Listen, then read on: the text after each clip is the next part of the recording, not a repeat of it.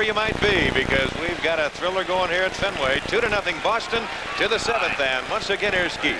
Nettles, Chambliss, White for New York as we go to the top of the 7th. Red Sox threatening to roll them up in the bottom of the 5th, but were turned away with only 1 run to lead it 2-0. I'll tell you, 3-4 runs would look awfully big right about here, wouldn't it? Oh. Greg Nettles checks, and it cost him a strike. Now there is the other pitch that Torres came up with in his last start. He took a little bit off of the slow curveball. You saw Nettles out in front of it.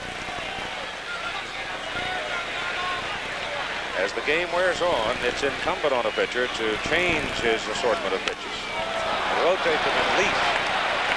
And that's high, a mile high for the right fielder, Jim Wright.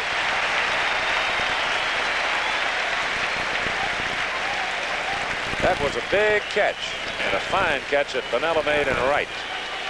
Run down that fly ball a moment ago with base runners going. I think Freddie Lynn got that out just a little bit on the end of the bat, because if he hits that solid, he hits it out of here. And Piniella, you're right, Keith, did make a great catch on the ball because he was battling the sun and that ball hooking a little on him too. Chris Chambliss, hitless, 2 trips today. First time up, he hit the ball sharply to the right to George Scott. That's strike 1. 32,925, and they did not sell standing room today, though there's a lot of folks wandering around here. Punch to left, base hit. So Chris Chambliss punches one through the hole to left with the infield shifted to right. That is the 3rd New York hit of the ball game off Mike Torres. And here's Roy White, who has struck out swinging and walked, and was involved in what is still a big play as he delayed going from 2nd to 3rd and was thrown out. Well, we'll never know.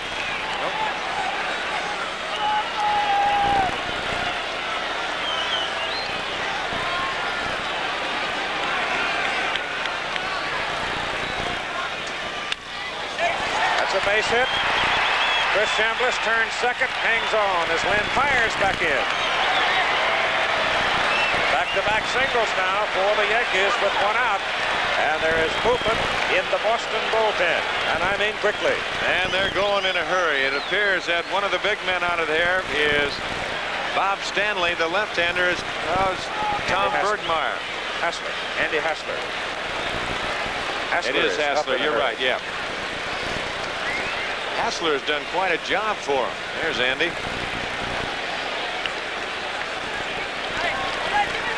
And we're going to have a pinch hitter, I believe, right here for Brian Doyle. It's going to be Jim Spencer to come on out. Jim Spencer, a left-handed hitting infielder, first baseman, will come to the plate at pinch hit for Brian Doyle. That probably means Fred Stanley will go in defensively at 2nd base for New York. So the Yankees now with 1 out get successive singles from Chambliss on a punch to left. White hit it up the middle. And here's New York. Now going back over the scorebook, Mickey Rivers led off the game, got aboard and stole 2nd base. The Yankees back in the 4th inning had Piniella aboard to lead off the inning. Couldn't do anything with it. And then in the 5th inning, they had White aboard to lead off the inning and couldn't do anything with it.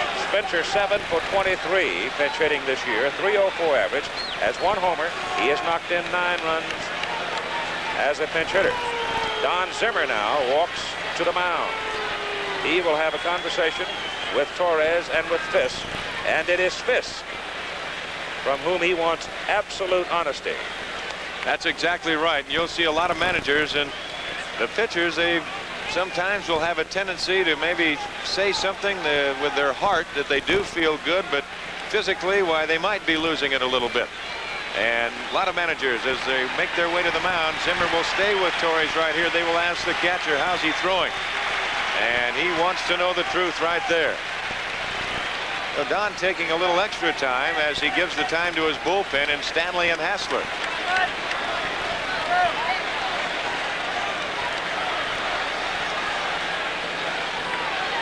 Jim Spencer is at the plate. He started only 1 game since early September the 4th as a DH on Saturday against Cleveland. Half of the 70 games he's played have been as a designated hitter. So the Yankees do regard his bat. And that's foul. Chris Chambliss is at second base, and the big man can move it. He's quite quick. And over at first base, Roy White, who's very quick. Again, it is Fisk going to the mound to Torres. Obviously saying something to Mike about location. And the big thing right now is he wants to make sure and remind Torres that to keep the ball down, and that will be kind of the key. That will be what Don Zimmer and Alvin Jackson are looking for, the pitching coach of the Red Sox, from their viewpoint over in that dugout. Is he starting to get the pitches up? And that will sometimes tell you that a pitcher is losing it a little bit. Just missed with it. The count is 1-1 with 1 out and 2 Yankees on the bases. Chambliss at second, White at first. Boston 2, New York nothing. Top of the 7th inning.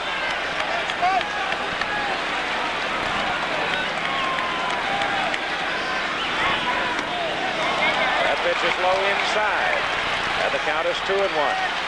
And the big thing right here is if you get away from that one thing, that you don't try and overthrow. If you can just stay within the same pattern that you were throwing before.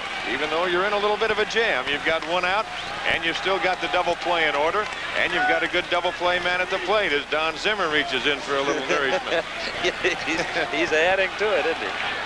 There's Alvin Jackson on the right of your screen.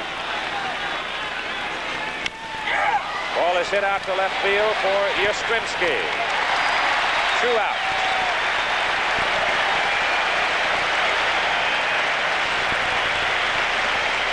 There's where you can play here at Fenway Park, and where the monster will help the outfielders because they can cheat in a little bit. And Yaz will definitely cheat. He will not play deep, but you can also play off the line. Anything hit down the line, you're going to concede the double. But you move off the line, and that ball hit to the alley in other ballparks, you never know. That could be a little trouble. Now it is Yankee shortstop Bucky Dent.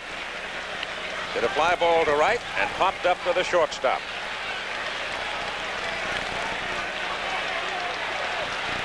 You are now getting into, in vernacular of football, 4-down territory as we're in the 7th inning. And every opportunity missed will grow more and more costly. Checked and took. Low. Ball 1. Chambliss at second. White at first. They had successive singles with 1 out. Now the bench batter Spencer retired on a fly ball to left. Dent against Boston, a .314 hitter. So Bucky has had his base hits against Boston pitching.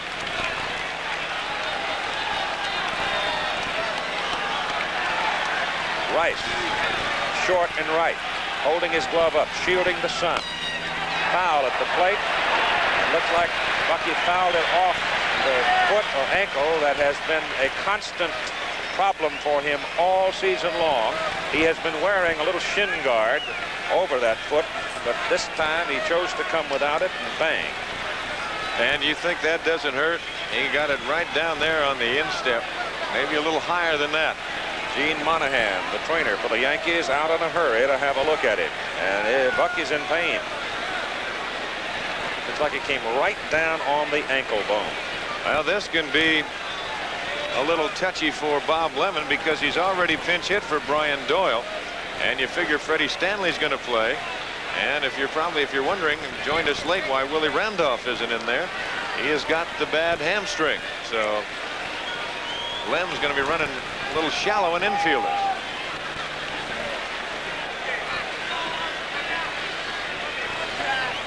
Dent will stay, try to shake it off.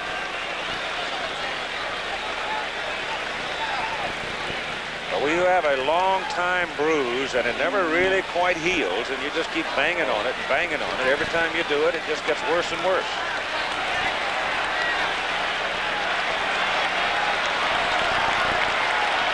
He will stay. 2 out, 2 on, 2-0 Boston, top of the 7th.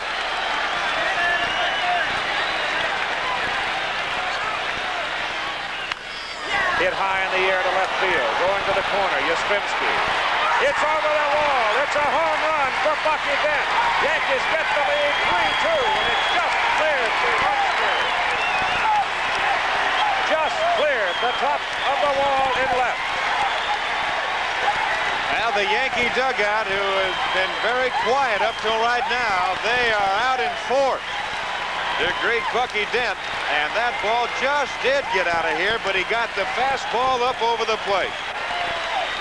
And that ball just skimmed the top, and the Yankees now take the lead by a score of 3-2. And the Red Sox fans are stunned here at Fenway. Let's look at it again. There it was, up over the plate, and Dent wrote it right out of here. But so close, just barely. Cleared the top of the wall, and it's 3-2 New York in the top of the 7th inning. Mickey Rivers now with the bases clean. Torres shocked. Don Zimmer stunned. He went to the mound. He had a talk with Torres and with Fisk. He chose to stay with him. And up came the pitch to Dent. And he lost it. There's a strike.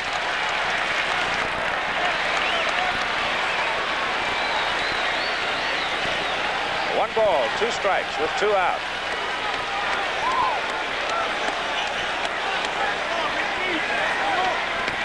Inside. 2 balls and 2 strikes.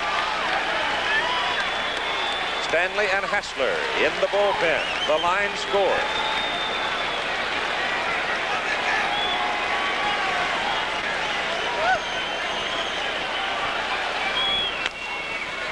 Little chopper that's going to kick foul.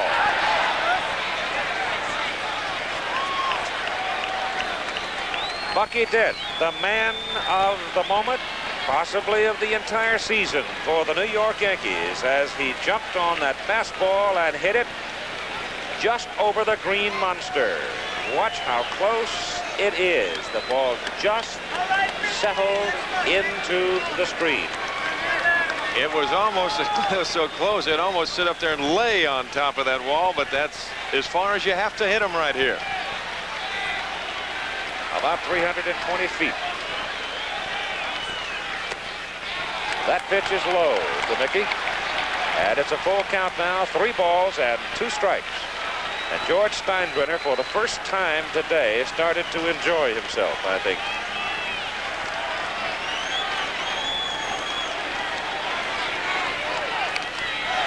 Foul tip at the plate, and the count holds at 3-2. There was Bucky Dent, writhing in pain from a foul ball off the ankle bone, stepping in to hit a 3-run home run. Rivers is aboard. And that'll be all for Torres, as Zimmer will make another trip to the mound. And he's going to go to the bullpen. He'll go to the right-hander. It'll be Bob Stanley.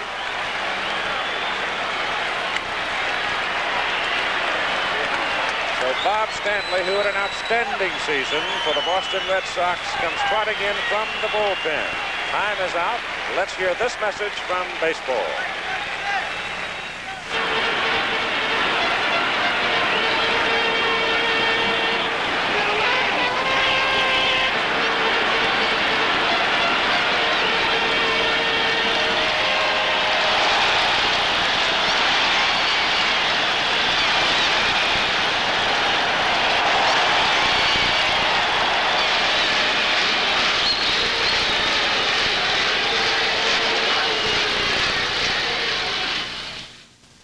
The preceding was a message on behalf of Major League Baseball. The Super Bowl champion Dallas Cowboys battle the undefeated Washington Redskins. Then tomorrow night, ABC Sports begins coverage of baseball playoff action with Game 1 of the American League Championship Series tomorrow night on ABC.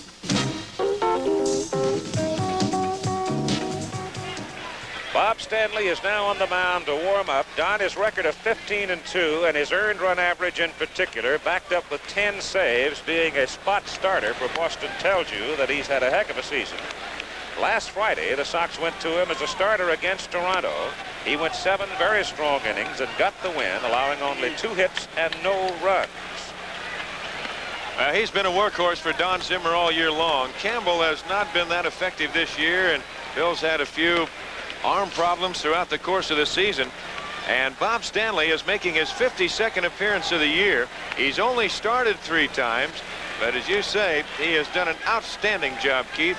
15-2 with 10 saves and a 2.55 ERA. During the months of August and September, particularly something. 10-1. And that's when you want it. Yes, sir. But the Red Sox now trying to hold the Yankees off, down by 1, as Bucky Dent has hit a 3-run home run just over the green monster in left field. And the batter is Thurman Munson. With 2 out.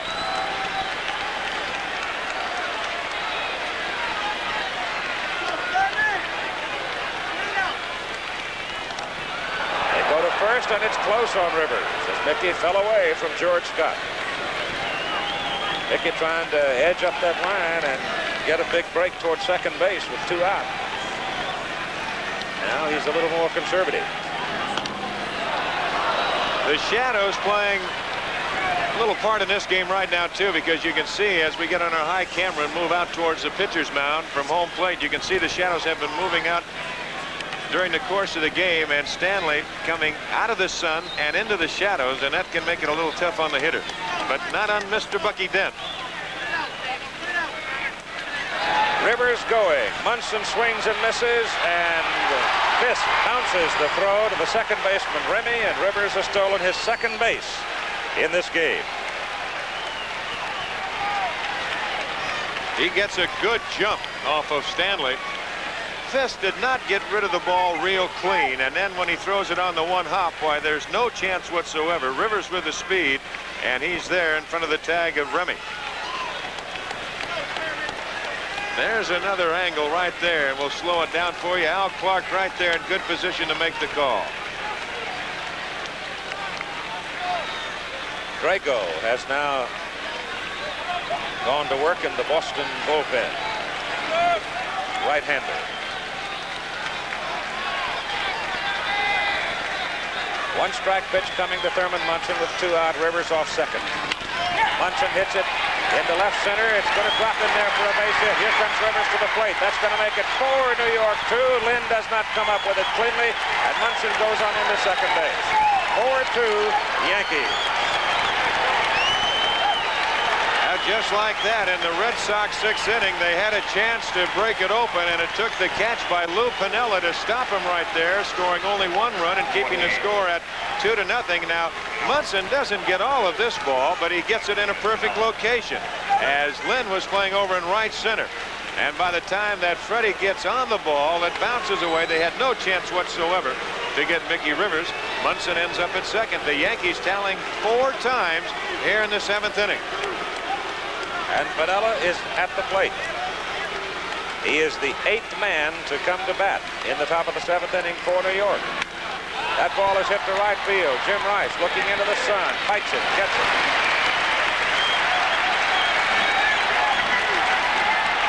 The New York Yankees score 4 in the 7th after 6.5 lead, 4-2. Parting is such sweet sorrow. S-Mart, providing over $5 billion worth of needed products annually for you and your world. Bucky Dent, Yankee shortstop. Quiet man, .243 batting average. But his 5th home run of the season, oh boy, did it wake up New York City. And Yankee fans all over the country stunned the crowd in Boston. Lou Piniella there on the right side of the picture made that running catch, fighting the sun in the bottom of the 6th inning that sort of kept the Red Sox backed up a little bit. It was off the bat of Fred Lynn to end the inning with 2 base runners aboard. The batter now, Butch Hobson. George Scott next, then Jack Brohammer. And Hobson swings and misses. Ron Guidry given a reprieve. He was almost gone in the bottom of the 6th. The hook had not quite set. Nope. Foul by Hobson. It's 2 strikes. If Piniella doesn't make that catch in right, Guidry's gone, and he's down probably 4, at least 4. Well, you got to figure 2 runs would have scored right there. They were all running on the pitch.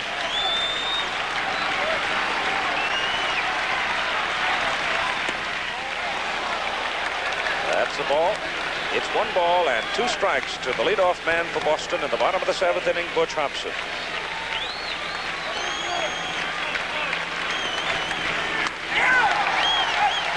Struck him out. 5 Ks in the book now for Ron Guidry, 5 strikeouts. And here comes George Scott, who has struck out and doubled. Bottom of the 7th.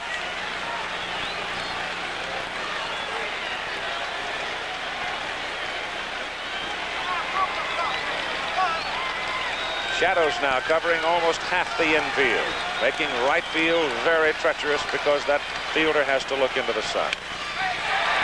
Rolled to right by Scott. Base hit number 6 for Boston.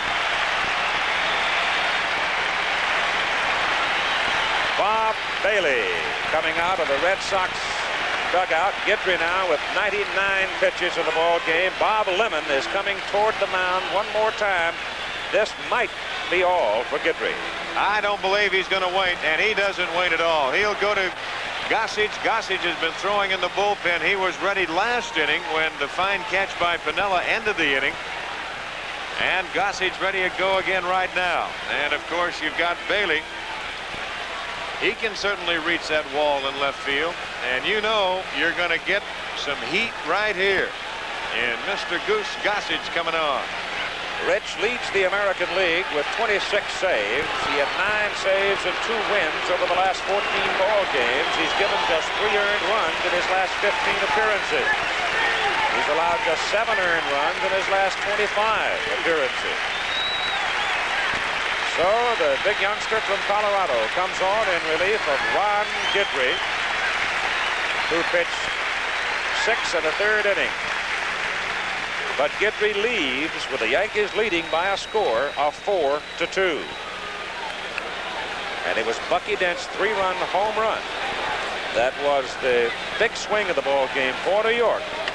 After successive singles by Chambliss and White, and then Rivers was walked, stole second, and Munson delivered him with a run that may be pretty big before this one is done. It very well could be. And Gossage right now making his 63rd appearance of the year. A record of 10 wins, 11 losses, 26 saves on the year. He's right up there with the California Angels fine left-hander Dave LaRoche with that Fireman of the Year award that goes to the relief specialist. And a fine ERA of 1.91. There has been, as we watch Goose warm up, a lot of conversation about the MVP in the American League. And, of course, the primary conversation deals with Jim Rice of Boston and with Ron Guidry of the Yankees. Guidry seems a certainty for the Cy Young Award in the American League. Question is, should he have the MVP as well? And it's one of those things you could argue about for a long time. Goose is about ready on ABC's World News tonight. We invite you to stay tuned. Right after the ball game, Frank Reynolds in Washington, Max Robinson, Chicago, Peter Jennings, Rome, news correspondents all over the world bring you up to date. We'll have a taped conversation between the pilot and the tower of last week's tragic air crash in San Diego on ABC's World News tonight, later today. Bailey is up to face Gossage, and Goose throws it outside. Bailey has been around for a long time. Came originally out of Long Beach, California as a pinch hitter for Boston, 1 for 12. That is fouled out of play.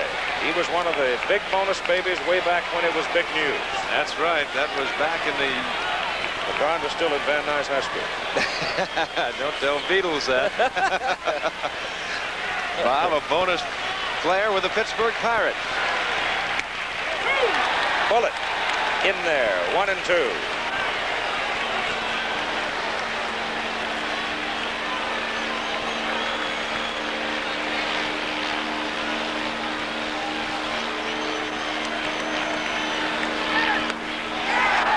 Another bullet. And Bailey is gone looking.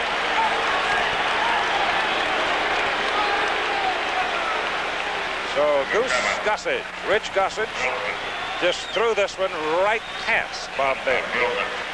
And it was right there, too. Looked Bailey like just Thurman couldn't pull the flinches trigger. when he catches it. Bob just couldn't pull the trigger right there. Burleson against Gossage, 5 for 29. Strike. When he's got the pitch in the strike zone, he is intimidating and overpowering.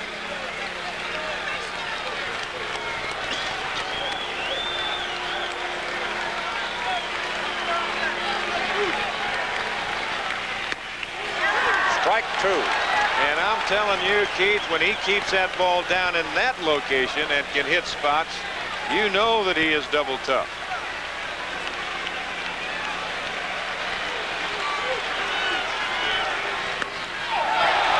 The runner, George Scott, goes to second base as the pitch comes to the backstop.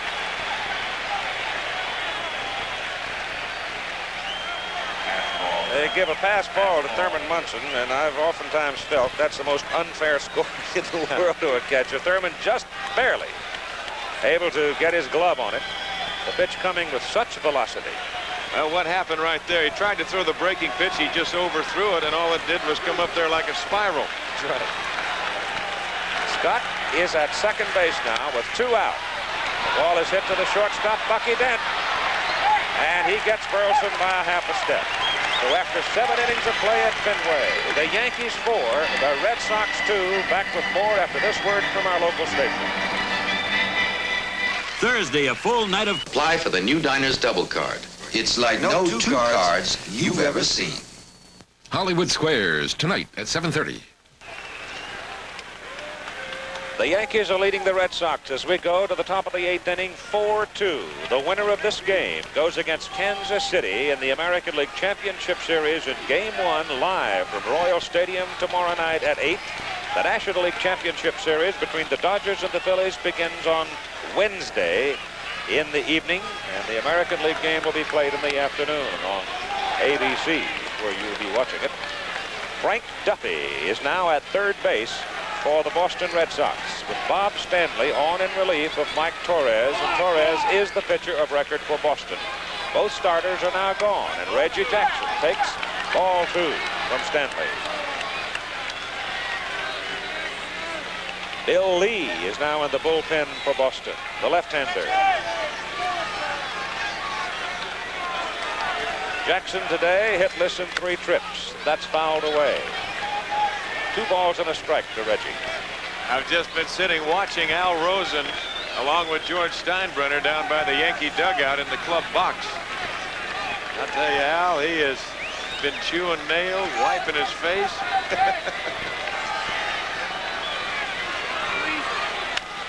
High drive, center field, way in the air. Lynn looking, it is gone.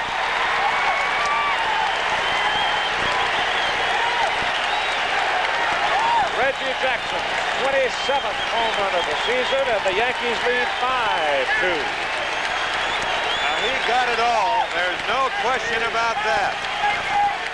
And here comes Don Zimmer, and that might be all for Bob Stanley. Not only did he get it high, but he hit it deep to the deepest part of the ballpark. And the New York Yankees, there's Al Rosen standing up. George Steinbrenner sitting right to the left of Al, clapping his hands.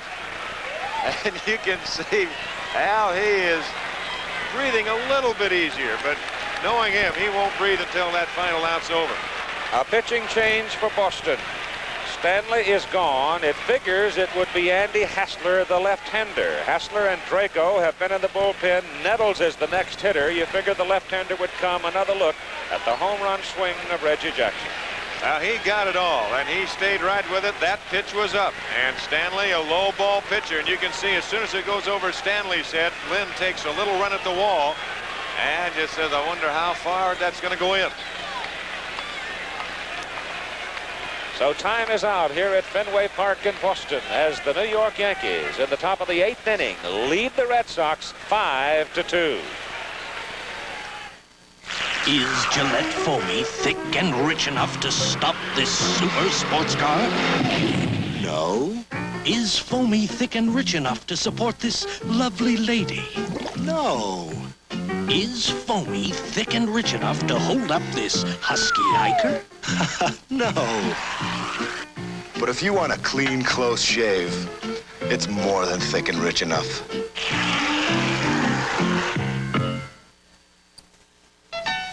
A lot of cars are like pizzas. To get a lot on them, you gotta pay a lot extra. But not the 1979 Chevy Chevette. It comes with a lot already on it. Chevette ignores the pizza principle. With it, you get an AM radio, reclining bucket seats, console, white striped tires, and more, all at no extra cost. So avoid the pizza principle. Hi, Richie. Get a car with a lot already on it. Get the best-selling small car in America, Chevy Chevette. It's a lot of car for the money. Hi, Richie. Hi, kid. If you suffer with athlete's foot, you should know what these students helped us prove. Here at the University of New Mexico, in a major clinical study, proof that nothing is more effective than Desinex. So if you're still suffering with athlete's foot, don't blame Desinex. Reggie Jackson, the Yankee dugout, having struck his 27th home run. He and Greg Nettles, who is now at the plate, have 27 on the season. Al Rosen at the left, George Steinbrenner at the right.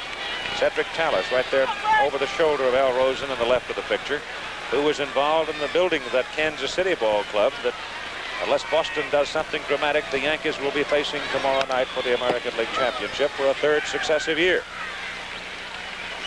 And as I said before, it's going to be interesting to see how Mr. Momentum carries on in the Royals Stadium in Kansas City. The Royals have clinched their division for the last few days, finishing out the season, and the Yankees going into the extra game. Hassler delivers. Greg Nettles checks on it.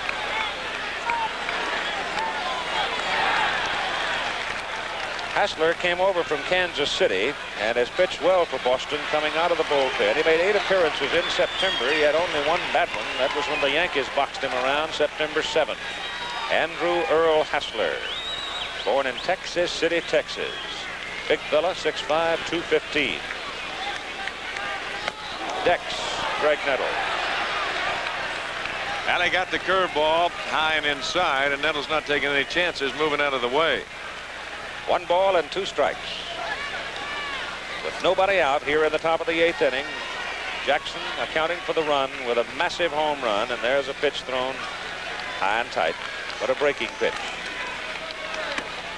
Very seldom will hear a batter beef about a breaking pitch that gets up in around the bill of the cap, but if that hummer comes in there, eyebrows get knit together real quick. 2-2 now.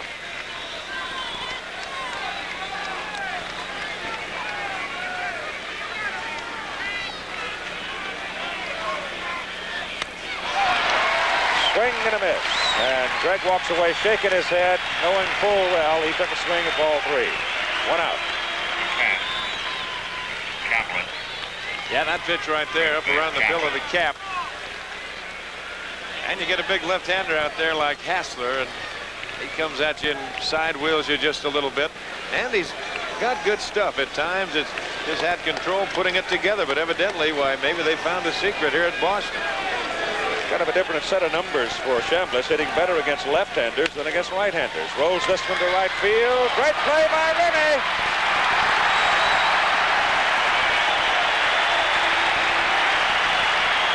He is a little bulldog. Chambliss is hot about the call.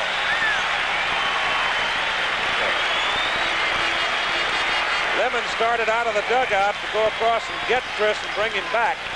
But Chambliss stopped the argument and returned himself. Let's have another look. Well, Remy goes deep to the hole, and he makes himself quite a play because that has base hit written all over it. And then he gets up, sets himself, takes a little time. There he gets the ball. Now taking a little extra time, and you look at it again. Well, I don't know. It's hard to see from that angle with Chambliss and Scott both blocking the view of our camera angle. Jim Evans called him out. That's 2 out. Base is empty, and Roy White hitting from the right side against the left-hander, bounces it over to Remy, and he's thrown out, and the inning is over. But the Yankees tack on 1 more run, and after 7.5 innings of play, it is New York 5, Boston 2. The problem. GM Parts. The intense face of the Boston Red Sox manager, Don Zimmer, as the Red Sox come up in the bottom of the 8th inning. Jerry Remy, Jim Rice, Carl Yastrzemski against Goose Gossage. And Gossage just blew the Red Sox away in the bottom of the 7th as he came on in relief of Guidry. That is foul. It is 2 strikes on the Red Sox second baseman. Gossage came in, struck out Bailey looking, got Burleson on the roller to short. Boy, the wares of a pennant race on the face of Don Zimmer. 2-strike count continues on Remy. The line score there. 2 home runs for New York. A 3-run shot by Dent. A solo by Jackson. Down the line, base hit for Remy. It'll go for 2. Little flyer is around first, goes into second as Piniella hurries the throw in. No, it is not over. And it will not be over until the final out is recorded here at Fenway as we take another look at it. Gossage with the infield, outfield playing Remy to hit to the opposite field. Went with a breaking pitch and got it down and in. And Remy hit it right down the line. And he's at second base with a stand-up double. And you can't tell at Fenway, Keith. You just at times cannot get too many runs. Jim Rice is at the plate. Yastrzemski is on deck. And the pitch is low. Power against power right here with Gossage against Rice. Yaz waiting. Swing and a miss. That was a letter-high fastball. He got it in on him just a little bit. And if you're going to get it up in there to Jim Rice, you better make sure you get it inside. Yankees 5, Red Sox 2, Boston in the bottom of the 8th inning with a threat. Rice hits it high in the air on the right side, and Piniella coming in a hurry, looking into the sun, makes the catch, and throws quickly across to hold Remy at second base, 1 out. Oh, you can see how treacherous that sun was. Freddie Stanley, the second baseman, he knew he couldn't catch it, but running out and pointing in the air, make sure that Piniella didn't lose the ball. With 1 out, Carl Yastrzemski is at the plate now to face the big right-hander who will winter in Breckenridge, Colorado.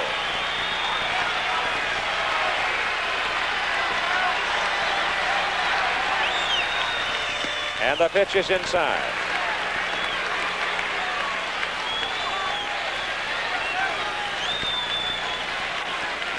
Shadows covering virtually all of the infield. Only the first and second basemen are in the sun.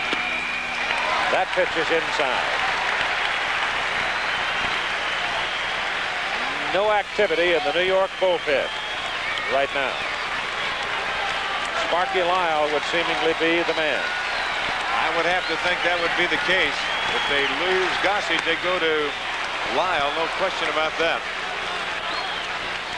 Count now, 2 balls, 1 strike, with 1 out, and Remy at second base, the batter Yastrzemski. Ball 3. Carl got the first run of the game and the first hit for Boston with a home run in the bottom of the second inning as he led off.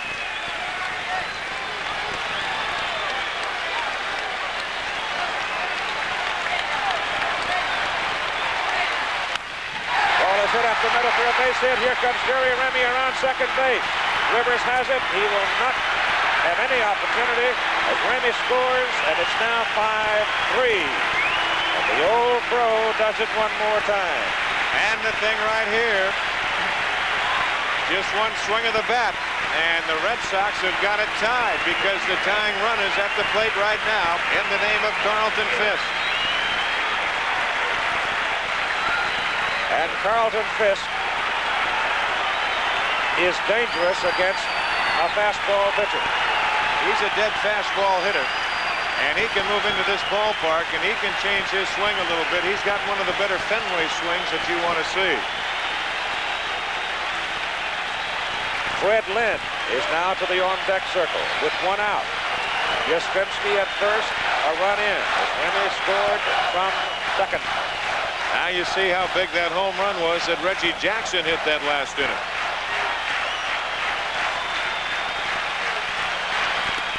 Low, ball 1. The winner of this game goes to Kansas City tonight and will begin play for the American League pennant tomorrow night. And there's still, as you look at Yastrzemski at first, nobody throwing in the Yankee bullpen.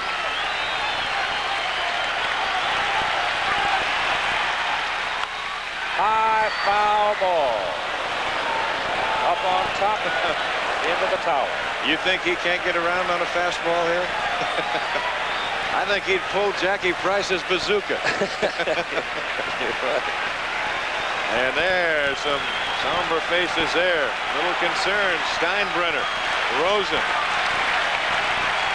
Smiles one inning, frowns the next. Strike on the outside corner. The Red Sox this year have scored the winning run from the 8th inning on a total of 31 times, including extra innings. So it's a good late inning ball club. Fouled out of play.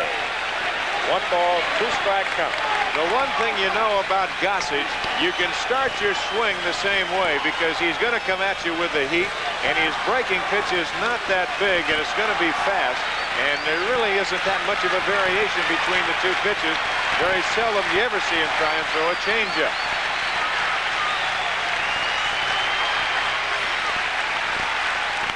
Fouled out of play. There he tried to spin one in there and just fought it off. It was a defensive swing by Fisk.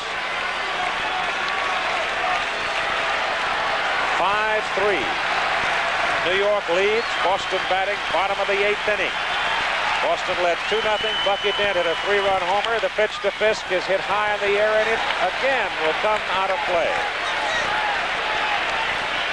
Made it 3-2 New York on Dent's home run. And then Thurman Munson delivered a run with a double to left center field, and then Reggie Jackson hit a solo home run in the top of this inning for the 5th New York run. 5-3 with 1 out. And Yastrzemski at first base, and Fisk checks and takes just low. 2 balls, 2 strikes. Johnny Pesky, number 35, coaching Carl Yastrzemski there at first base. 1948, Cleveland, and Boston played here in a single playoff game with Cleveland winning. Bob Lemon and Johnny Pesky were active at that time as players. And that pitch is high. 3-2. Every time you see Pudge Fisk up with pressure on him, it's easy to remember that 1975 World Series against Cincinnati when he hit that home run right down the line in left field.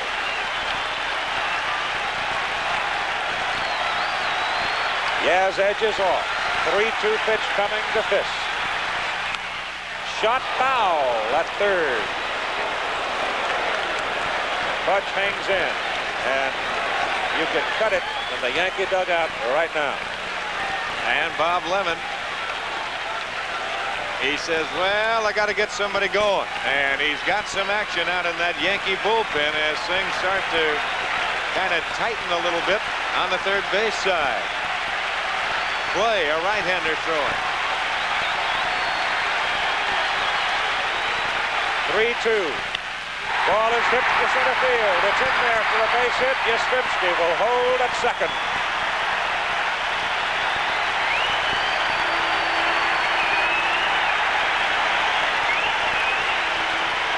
A double by Remy. Rice hit a pop to right field at Vanilla Court. Yastrzemski delivered Remy from second base with a single. Fisk has now moved Yastrzemski up to second with another single. And now Sparky Lyle joins Ken Clay in the Yankee bullpen. Lyle is the left-hander and Clay is the right-hander. And the batter now to face Goose Gossage is Fred Lynn. 1 out. Red Sox have 2 base runners. Lynn, who has had a hot September with the bat. He has power to park it. He's got power, and he can hit that wall in left field for you anytime, too. Foul here. At our research fellow, Mr. Jerry Klein, hunting a safe place.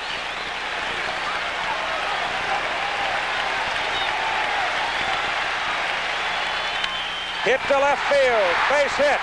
Here comes Yastrzemski around third. He will score. It is 5-4.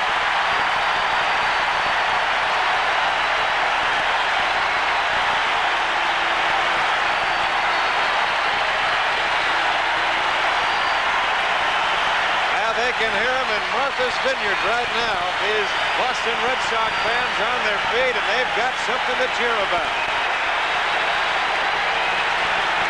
Bob Lemon is headed for the mound. Gossage came in and relief of Guidry and just blew the Red Sox away. But here in the bottom of the 8th inning, he has not been effective as Lyle and Clay crank up in the pen.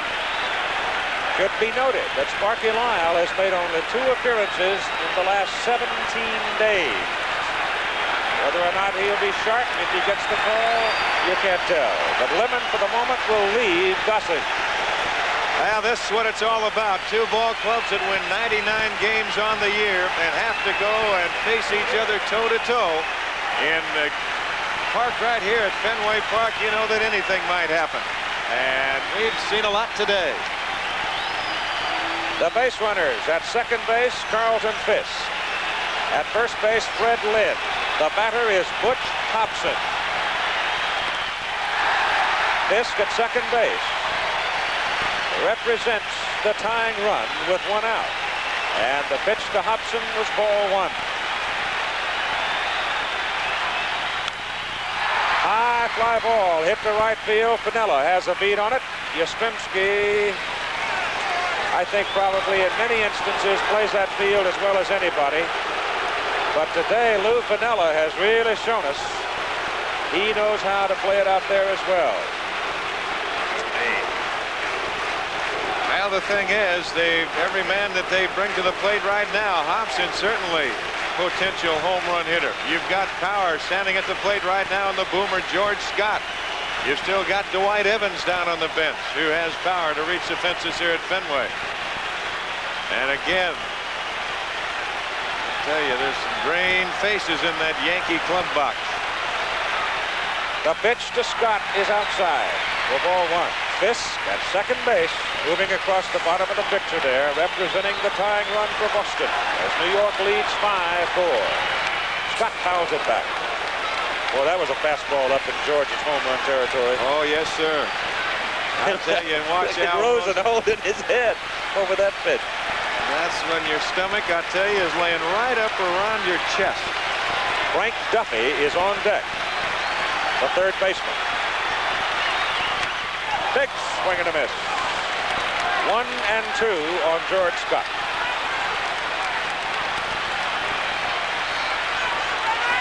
A double and 3 singles have produced 2 runs for Boston here in the bottom of the 8th inning.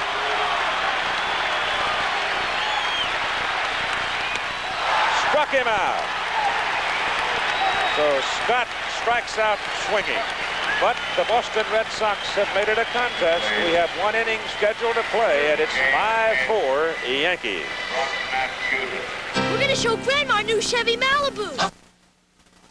The second baseman who replaced Doyle, Bucky Dent, and then Mickey Rivers.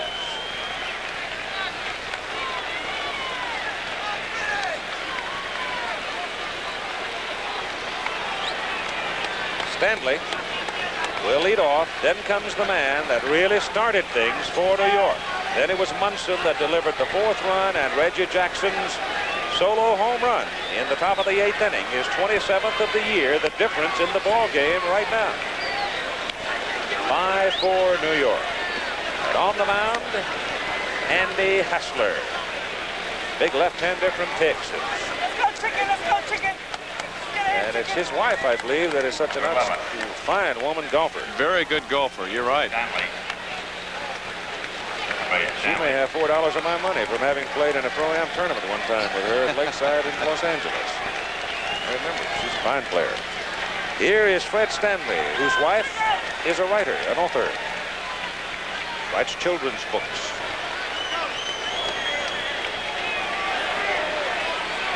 Hassler and Fisk, the battery for Boston. Top of the 9th inning, Stanley hits it sharply on the ground. Remy has it. Throws it out.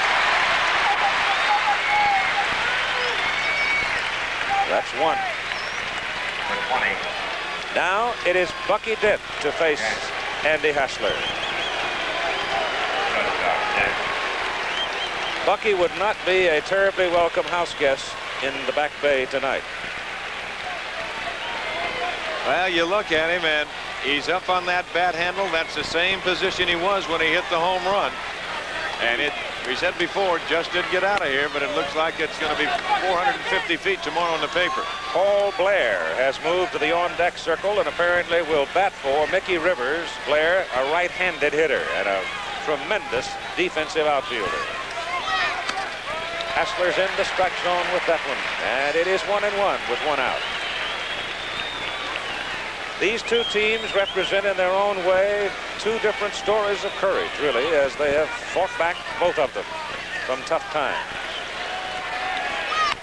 High and foul on the roof. And there's some of the fans up there.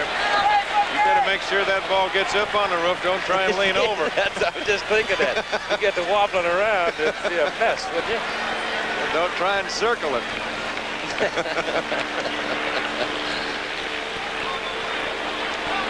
Bucky Dent, Yankee shortstop. Foul. Back behind the plate, it's 1 ball and 2 strikes. Say it one more time for those of you who might have joined us, having done your day's work. The winner of this game goes tonight to Kansas City to start playing Kansas City Royals tomorrow night for the American League Championship. The sun creeping out there, making right field a very difficult field to play. Has been that way for the last hour. Yankees 5, Red Sox 4. And Dent looks at ball strike 3. Good pitch by Hassler. Hassler, the third Red Sox pitcher. Torres started, Stanley followed, then Andy, and watch this one. It's a good one. Good curveball. He brought it from the outside in a little bit, and Dent just caught looking, could not pull the trigger. And you talk about Carlton Fisk, how people will remember the 75 series with Cincinnati. You think about Paul Blair last year in the playoff games with the Kansas City Royals. Yes, sir. Got things going in that big inning for New York. Swing and a foul. Strike 1. Thurman Munson on deck. The Yankees against Kansas City will need Willie Randolph. Willie has not run since he pulled the hamstring. On the artificial surface, Kansas City is a very difficult ball club. They're a tough ballpark at home. Boston, on the other hand, will have Duffy, bottom of the order, and then go back to the top of the order in the bottom of the 9th inning. The Yankees leading 5-4. Blair, as a pinch hitter, 4 for 15 with 4 runs batted in and a .267 average. But he's up there because, 1, he hits right-handed, and 2, because he is a tremendous defensive outfielder. The count now, 2 balls and a strike with 2 out. I don't know really the total story of how exactly the game of baseball evolved into a 9-inning contest, but whoever it was that put that 9-inning limit on it knew exactly what they were doing, didn't they? As this game typifies the kind of struggle that goes on. A sharp shot under Duffy's glove into left field. Single for Paul Blair. Yastrzemski hurries it back in. And Don Zimmer going out to the mound, and I don't believe that Andy Hassler is going to face Thurman Munson. Zimmer, he can't get down anymore. He points a finger, and that'll be all. As you look at Duffy, that ball actually by him before he got down. That ball was hit hard. So Hassler will leave, and they did a fine job, and right-hander Dick Drago is going to come on, and he will face Thurman Munson. So the veteran right-hander Drago comes out of the pen as Hassler goes into the... At Avco Financial Services, our people have a certain spirit. Avco is me. And here's what that means to you. We're there to loan money, but our primary concern is to help the customer solve his problems. The customer is what I care about more than anything. I treat the customer as a personal friend of mine. Well, my goodness, the customer is all important. Without the customer, you wouldn't have an Avco. The customer is everything. Avco Financial Services. Our people put you in the best company. When I'm assigned to shoot a guy like John Newcomb, I pack my Canon AE-1 with several lenses. Because I'm after more than just John's form. Creativity means capturing his intensity. You try it, John. Me? Sure. The AE-1 is so simple, you can really concentrate on your subject. About all you do is focus and click. The surprisingly affordable Canon AE-1. So advanced, it's simple. It's lightweight. It's portable. It's virtually indestructible. You can hammer on it, saw on it, sand on it, paint on it, drive a screw on it, cut a pipe on it, clean a door on it, fix a picture on it, or a wheelbarrow, or a chair, or a bicycle. You can even have your lunch on it. The incredible Black & Decker workmate. When America has a job to do, it reaches for Black & Decker. With the Yankees leading 5-4 in the top of the ninth inning, Dick Drago, 33 years of age, well-traveled, is on to make his 37th appearance of the season. His record is 4-4 with a 3.04 earned run average. Last Sunday, he pitched 4 2/3 scoreless innings in Boston's 14-inning win over Toronto. He was originally signed and was a starting pitcher with Kansas City. Signed by the Tigers in '65, but signed by Boston on the re-entry free agent draft in '77. And tonight, at 9 Eastern time, I'll tell you, that's got to be a special kind of football game between the Dallas Cowboys and the Washington Redskins. Howard Cosell will be with Frank Gifford and Don Meredith in Washington at RFK Stadium for that ball game. Howard will join us tomorrow night in Kansas City for the beginning of the American League Baseball Championship Series. But enjoy the Cowboys and the Redskins tonight at 9 Eastern time over most of these ABC stations as they will square off for leadership in the Eastern Division of the National Football Conference. Drago has concluded his warm-ups. Blair is on first base, having singled, 2 out. Red Sox, one more turn at bat, trail by 1. Yankees lead 5-4. Munson is at the plate. Struck out swinging 3 times and has doubled. Blair had a very big key double, excuse me, Keith, in that 7th inning, and that drove in a big run right there. Blair hit for Rivers and will play center field in the bottom of the 9th inning. Drago throwing to Scott to hold Blair at first. Ball with good speed, might go.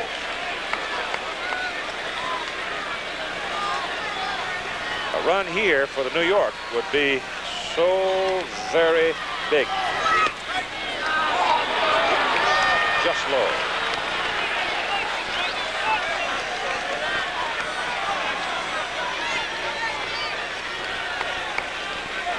Capacity house, quiet now.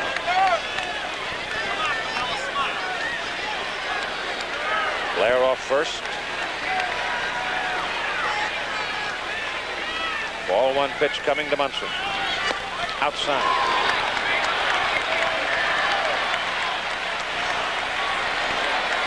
The Yankee catcher.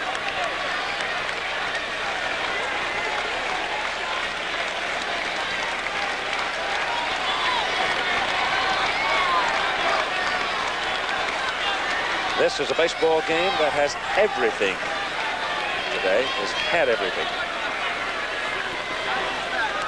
Who knows? It's not over. That's right. Munson bangs it to the shortstop. Burleson turns and whirls to second. Gets the force on Blair coming down. And so we'll go to the bottom of the 9th inning. The crowd already standing and roaring. The Yankees 5. Boston 4, back to 4 after this word from our local station. Sunday, from New York to L.A., the only rule was win the Gumball Rally. 3 miles, 7 lesson, and transmission kit. The bottom of the 9th inning. The last chance for the Boston Red Sox in 1978. The Yankees are leading 5-4, and Dwight Evans has come to the on-deck circle. He is swinging a bat. We had Gary Hancock come out for a moment. He is the lone left-handed hitter remaining in the Boston Red Sox dugout. But it will be Dwight Evans hitting for Frank Duffy, the third baseman. Evans, the pinch hitter. Jim Rice playing right field today. Changes defensively for New York. Gary Thomason is in left field, and Paul Blair is in center field. On the mound for New York, Goose Gossage to face this man, Dwight Evans. There's Thomason in left. Defensive change by Bob Lemon. Blair in center. Center field to right field have to deal with the sun. The pitch to Evans is low, ball one. New York had a 5-2 lead. Red Sox battle back and got 2 runs in the bottom of the 8th inning on 4 hits. A double and 3 singles.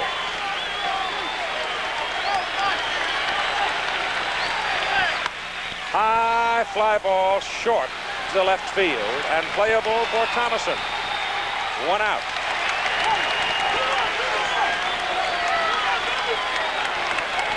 Now Goose Gossage needs 2 outs to send the Yankees into the American League playoffs for a 3rd successive season against Kansas City. The defending world champion. Rick Burleson struck out looking, bounced to 3rd, doubled and scored, rolled to short. The pitch is low, ball 1. George Steinbrenner, principal owner of the New York Yankees. Al Rosen to his left, Cedric Tallis in the middle. Anxiety there. Low, ball 2.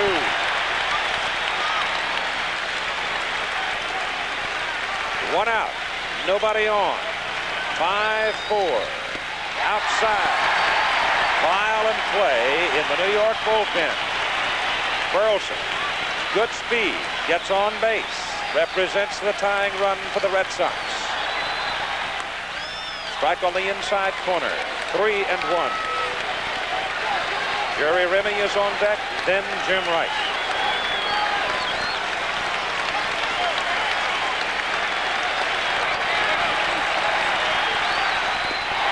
Ball 4, tying runs on.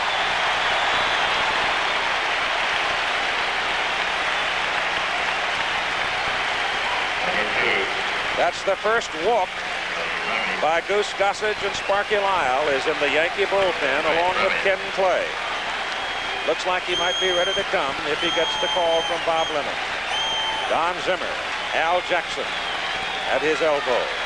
The batter, Jerry Remy, Jim Rice to the on-deck circle. The pitch is fouled away, out of play, going into the crowd as Greg Nettles chases it all the way to the wall.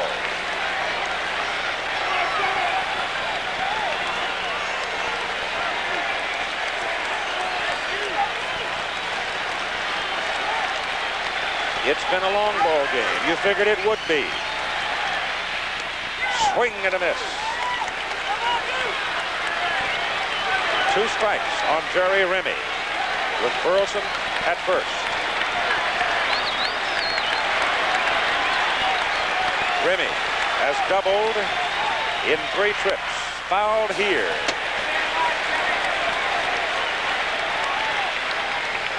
The Yankee dugout. Bob Lemon, man in the middle. Art Fowler. Clyde King standing behind Bob Lemon. Ball is hit to the right side. Piniella stares into the sun. Can't find it. It's in there for a base hit. Burleson stops at second base as Piniella had a brilliant throw in from right field. He lost the ball in the sun, but I don't believe he could have caught it. Maybe. But whatever, he had no chance because he simply couldn't see it. Now watch, Remy hit it right on the nose. The pitch was up over the plate, and Jerry got most of it. And you can see, as we pick up Piniella in the outfield looking for it. And suddenly there was the ball in front of him. He might have been able to catch it. I don't know. Whatever, it goes for a base hit. Now the crowd is alive. The tying run is at second base in Rick Burleson. The batter is Jim Rice. Foul out of play. Jim Rice has singled in 4 trips today. 46 home runs on the regular season. Big hole left center for Rice. 1 out, 2 aboard. The winning run is at first base in Remy. The tying run at second, and Burleson Rice hits it high in the air and deep to right field. Piniella goes back. Has a bead, has it. Burleson tags at second, goes to third. 2 out. Rice did not get a lot of it. Fielded off to right. Now the batter. As Bob Lemon goes to the mound, the batter will be Carl Yastrzemski. Like I said, this ball game has had everything involving the personalities, the history of this rivalry, the history of this ballpark and the franchise, the fact that both the American and National Leagues this year went over 20 million for the first time in baseball history, totaling better than 40 million for both of them. The place is full today.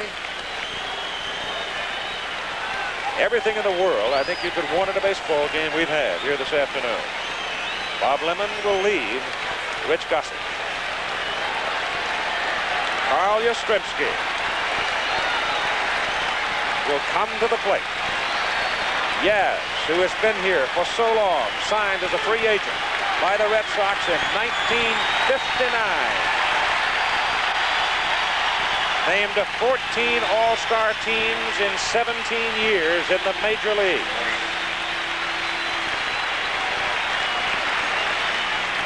"39 years of age.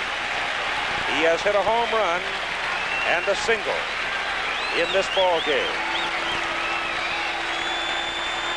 Now it is up to Yaz. The tying run is at third base. The winning run is at first base. That is Rick Carlson at third. Jerry Remy at first. The pitch is low. Ball 1. On deck, Carlton Fisk.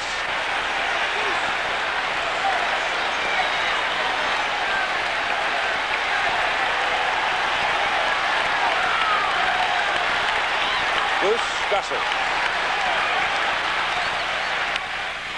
High pop-up. Nettles should have it. Yankees win.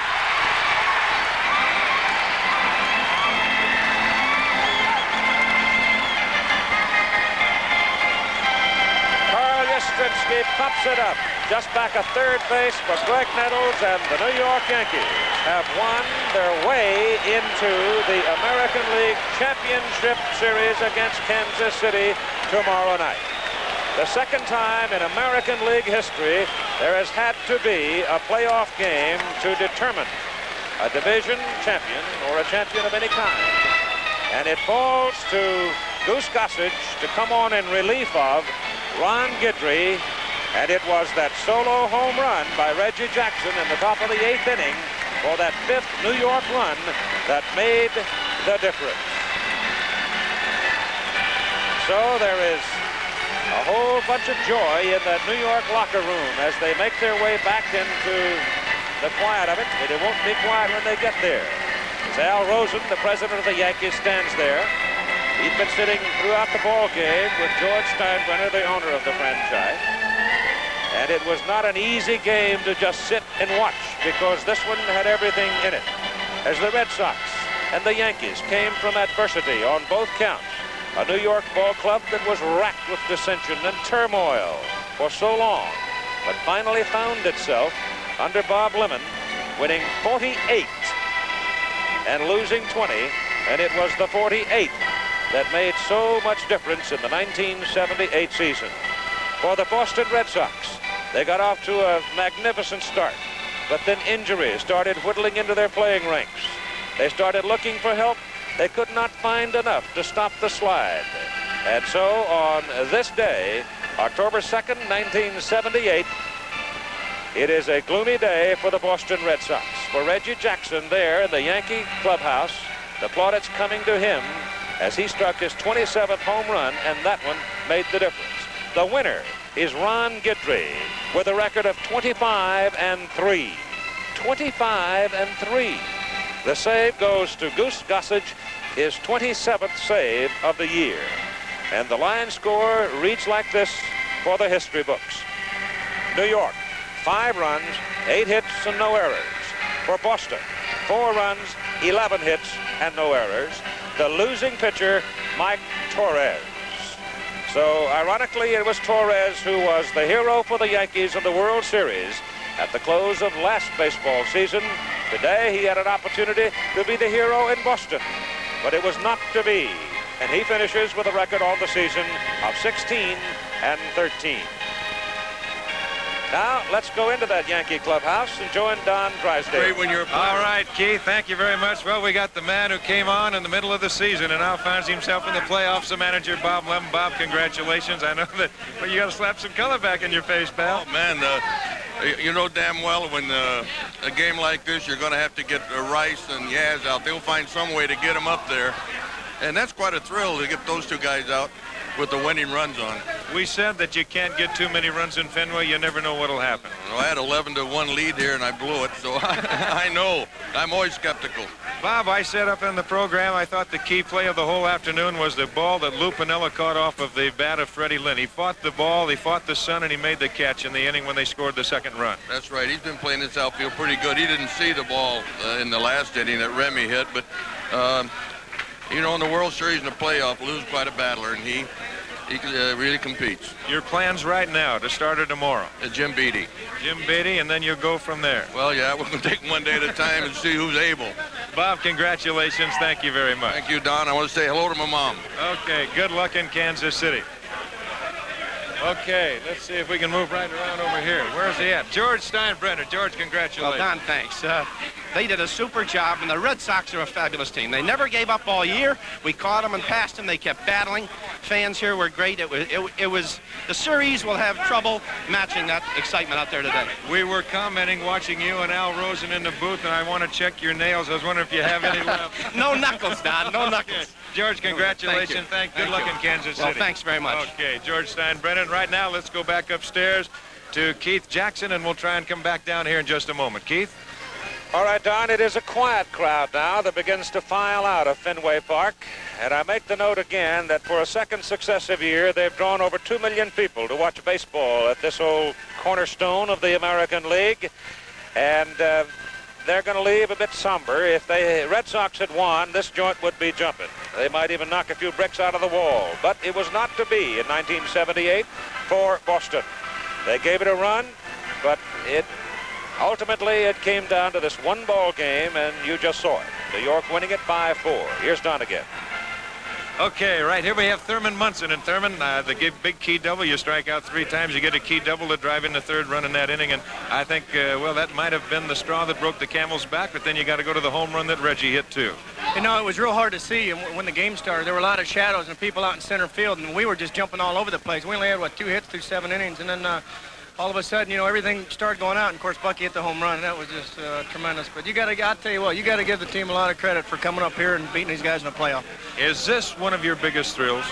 I think it is. You know, we came from 14 games down. You know, they kept saying, well, you know, they had a bad streak. If they could get another crack at us, you know, that they'd beat us. They've got a better front 9 than we have, and we came up and beat them all over again. And I tell you, it really feels good. Now, what about the feeling now going to Kansas City? First of all, you're in the playoffs, but can you is there going to be a letdown, or do you think you'll carry it right on through? Well, I think what we're going to have to do is just party and get to bed early tonight and come out tomorrow and see what happens. Okay, Thurman Munson, and right now let's go again back up to Keith Jackson, and we'll see if we can find Bucky Dent down here for you. All right, Don, the New York Yankees, in winning the Eastern Division of the American League, will go in on artificial surface tomorrow against the ball club in Kansas City. I think that plays as well as any ball club in baseball on the artificial surface. It is a very quick baseball team, one that had its struggles this year, too. The Royals didn't exactly waltz home in the Western Division of the American League. They had to struggle to get it, and they have had the extra couple of days of rest now, but we'll see what we shall see. Right now, let's check in the clubhouse one more time. All right, well, the gentleman right here is certainly no stranger to ABC Sports and to the Yankee fans all over the country. Reggie Jackson, a big home run for you, and that was proved to be the decisive run. Well, thanks a lot, Don. It did work out that way, but really it wasn't planned at all. I was just hoping to get a base hit and to do something to help the ball club because you know, I hadn't gotten any hits or anything, and it just seemed like we were pretty much in control. You know, you never know in this ballpark, but you know, in pressure games, they don't seem to score a lot of runs, and I didn't think it would help out that much, but it worked out well. You've been on championship clubs, world championship clubs. Have you ever had a bigger thrill than this one day for one game? Well, yeah, I can say that I have. Last year was a great thrill for me in the World Series, and it was a great thrill the 5th game in 77 against Kansas City, the 5th game in 72, and the 7th game of the World Series in 72 and in 73. Don, it's been a long career for me, and Keith Jackson said before the game, don't you ever do anything easy in your life, and life just isn't an easy road, and I'm just happy it worked out the way it has. What right now we've got just a little bit longer, Reg, and I just wondered what the feeling was throughout the course of the ball game. You got down 2-0. Did you feel as though all the time that you could come back, or were you just looking for a little break here or there? Well, Don, you know, as you say, you know, and you've played baseball so many years, and you get to the point sometimes, like today, we felt good. We came into the game ready, and Torres had things going his way. It just didn't seem like we could catch a break. We hit some balls hard, and then one time I felt like I was really set up to the plate. I had a ball hitting, and I lined the ball right at Jim Rice. And then after that, we still caught a couple of bad breaks. It just didn't seem like our day. And Paul Blair was saying, gee, it just doesn't seem like it's going to be ours. And then Blair in the 7th inning said, gee, let's get a 4 spot. And all of a sudden, things turned around for us, and here we are. Well, Reggie, congratulations. Good luck in Kansas City. We're going to talk to the man over here that had himself quite a year, Ron Gidley. Ronnie, come on in here. You can. And Bucky Dent right behind. We'll get you both in right here because, first of all, Ron, congratulations. A winning pitcher this afternoon, and I guess that kind of caps off a great year, but you still got work to do. Yeah, that's right, and it's been a great year for me, and you know, to come back and win on the last day of the season, that made my year complete. If I would have lost it, I don't think that would have meant anything, but when you got guys like Bucky here that come through, you know, everything's worth rewarding.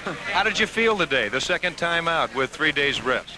Well, I felt good for about the first 3 or 4 innings, and then I could tell that that extra day, you know, missing the extra day was taking its toll. But I tried to keep the ball down, keep us close, and let the other guys do the work. Well, close, you kept them, and listen, congratulations. Good luck in Kansas City. We'll let you go. I know you got some work to do. Thank you very much. Nice talking to you. Ron Gidley and Bucky Dent, I'll tell you one thing. I know you've never hit a bigger home run in your life. I'm not even going to ask you that. Never is the biggest hit of my career, I think, right now. Well, the one thing, too, you were almost down and out. And I know that people around the country that are Red Sox fans saying, why in the world didn't he stay out? And then all of a sudden, you get it off of your leg and you come up and hit the very next pitch. Fastball up over the plate? Yeah, it was in. He got the ball in on me a little bit. Actually, I hadn't been seeing the ball real well. It's kind of tough to see the ball in this park, and I was looking just to make good contact, you know, and drive the ball somewhere so we can maybe score a run, because I know Mickey was coming up behind us, and he's a threat anytime, and I was just trying to make contact. When you hit it, did you know it was out? No, I didn't even see the ball. I was running down the first baseline. I thought I was going to hit off the wall for a double. Right now you got you go to Kansas City, and of course you've got the Royals. What are your thoughts there? Well, we're just going to have to go out and have to play good baseball against them. They're a good team. They've given us a lot of trouble in Kansas City, and we're just going to have to go play good baseball like we've been. Bucky, congratulations on a big day, and good luck in Kansas City. Thank you very much. Right now, let's go back upstairs and Keith Jackson. Thank you, Don. Once again, the Yankees win the Eastern Division of the American League, beating the Boston Red Sox in Fenway this afternoon 5-4. Be sure to join us tomorrow evening for game number 1 of the 1978 American League Championship Series, live at 8 Eastern over most of these ABC stations, New York and Kansas City. The executive producer of the American League Eastern Division Championship Tiebreaker, Roone Arledge. Coverage of this afternoon's game produced by Chuck Howard. Directed by Joe Assetti. Our technical director, Joe Nisi. Our associate director, Bob Dekas. Keith Jackson along with Don Drysdale saying goodbye from Fenway in Boston, and join us tomorrow night. The American League Eastern Division Championship Tiebreaker brought to you by Chevrolet and the Chevy dealers coast to coast. And by Gillette, makers of foamy shave cream. It's more than thick and rich enough. Stay tuned tonight for ABC's World News Tonight, later today. Frank Reynolds, Max Robinson, Peter Jennings. Travel arrangements made through and promotional fee paid by United Airlines. United built the largest airline in the free world around you. The American League Eastern Division Championship Tiebreaker, a presentation of ABC Sports, recognized around the world as the leader in sports television. Tonight on ABC's NFL Monday Night Football, the Super Bowl champion Dallas Cowboys battle the undefeated Washington Redskins. Then tomorrow night, the Yankees take on the Royals in Game 1 of the American League Championship Series. Playoff action begins tomorrow night on ABC.